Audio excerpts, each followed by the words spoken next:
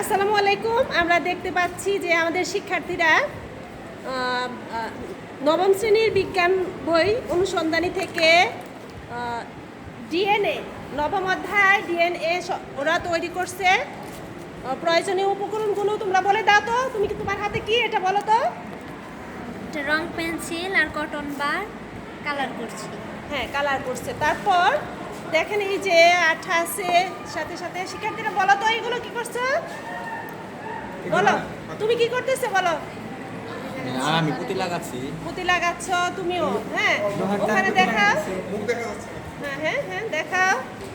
আমরা মুখগুলো দেখাবো, তার আগে আমরা কাজগুলো ওরা কেমন করছে দেখেন, কি সুন্দর করে করছে। এই যে অনেক চমৎকার একটা কাজ করতেছে আমাদের শিক্ষার্থীরা, সবাই মনোযোগ দিয়ে করছে।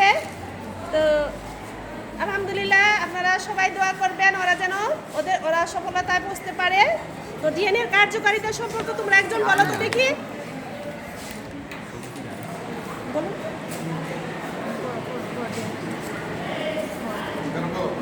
বলো বলো বলো।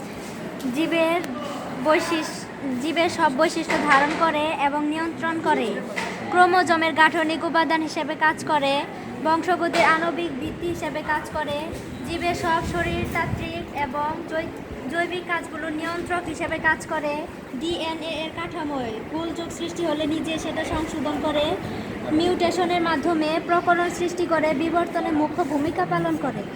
ধন্যবাদ। তাহলে তোমরা সুন্দর করে এটা তৈরি করো, এগুলো বাস্তবে প্রয়োগ করবে, তোমাদের ভবিষ্যৎ জন্য আরো সুন্দর হয়। সবাই ভালো থাকো। নতুন কারিকুলাম সার্থক হোক। আল্লাহ হাফেজ।